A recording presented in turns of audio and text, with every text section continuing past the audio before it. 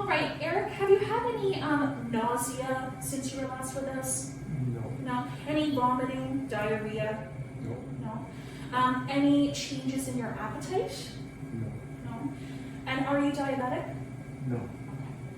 If the patient was diabetic, I would ask them about their blood sugar control in recent history. Any weakness or cramps? No. No? Any dizziness? A little bit. Okay. How long have you had dizziness? From time to time for a short instant when I stand up. When you stand up? Yes. Okay. And would you say that has been over the last few days or more than a week? It's intermittent. It's not all the time. Okay. But from time to time when I'm sitting in a resting position, when I first stand up, I can just feel a bit lightheaded. Okay. And is this something that you've brought up with the care team before, or is this? Yes. It is. Okay. Do you have any headaches recently? From time to time. From yes. time to time? Is it linked at all to your dizziness, do you feel? No, not usually. No, it's separate instances? Okay. It's more for interrupted sleep. Interrupted sleep? Mhm. Okay. And have you had any itchiness? Minor. Minors? Mhm. Okay. So nothing that's sort of deviated from your baseline. No. And have you had pain lately? A little bit. A little bit? Mhm. Okay. Is this something that's new or worsening? No, it's pretty consistent. Okay. It's just minor, and it is on treatment days. Okay. After treatment, I have a nap, Mm-hmm. and it's when I first wake up and begin to move my legs after my nap. There's a bit of almost like a cramp, or a little bit of muscle spasm in the lower legs. A little bit of cramping, Yep. muscle But as soon as I spasm. begin to move around Mhm. a little bit, it dissipates. It's Okay, fine. okay, noted. When the patient, if and when the patient describes pain, what you're going to be doing is you're going to be asking prompting questions to see if this is an acute or worsening pain, whether this is a chronic pain, and assessing whether this pain is due to something that is related to being a CKD patient and on dialysis. Based off of this assessment and the findings, Eric's answers to my questions, I'm going to make a decision about whether we are going to go with an anticoagulant-free treatment today, or whether we are going to go ahead and use the prescribed anticoagulation. Now I'm going to start my fluid status assessment. So I'm going to start with checking for edema. I'm going to start with checking for his ankles. So now we are checking for the presence of edema. Be sure to do this on both legs.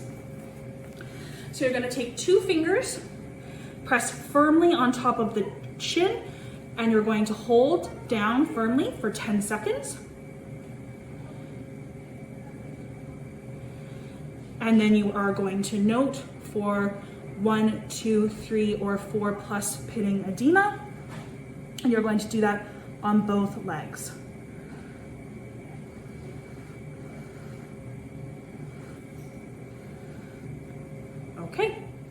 Okay, so I've checked for the edema on his ankles. I noted some slight edema bilaterally. Doesn't look like it's far off of his baseline.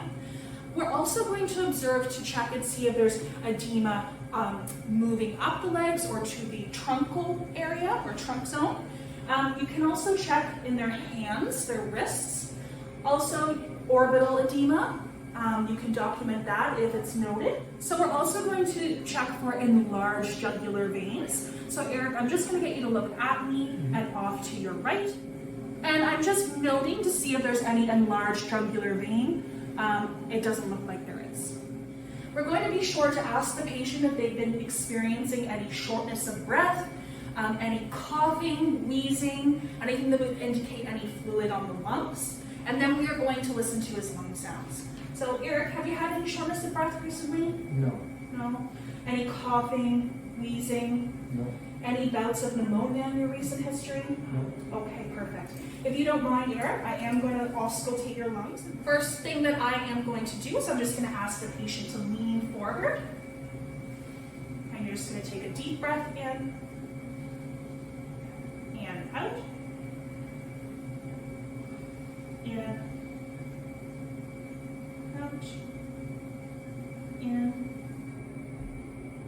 out.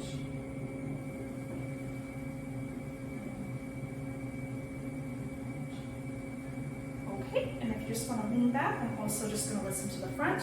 Hopefully it's not too chilly. In.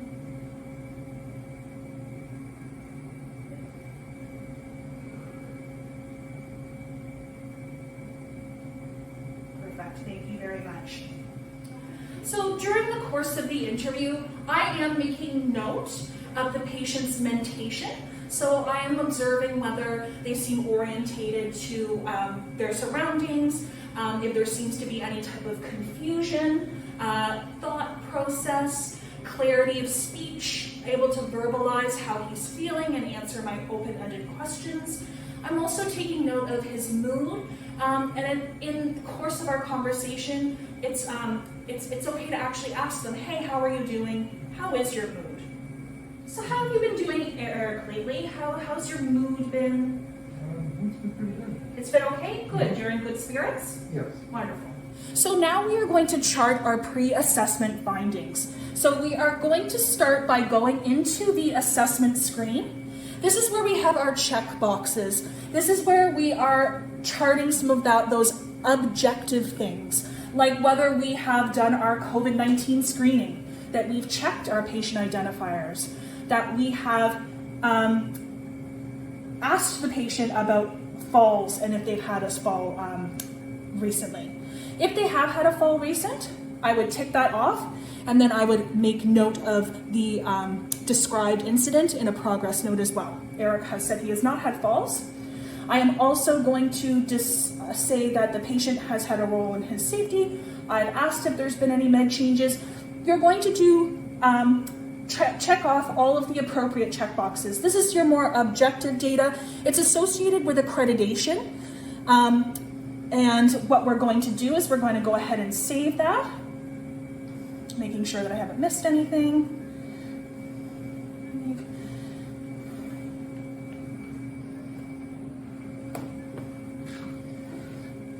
Okay, I'm now going to go back to the pre-assessment screen, and this is where I'm going to use the patient assessment box, and keeping in mind that we are charting by exception. I am going to state that I have assessed the patient as per the hemodialysis patient assessment policy. Charting by exception, I am going to make note of some of the more subjective data that I've collected from my assessment. I'm also at this point going to make a comment about the fluid goal, especially providing rationale as to whether I might be deviating from what the total target UF is based off of my assessment. I'm going to give some rationale as to why I might go for a different goal.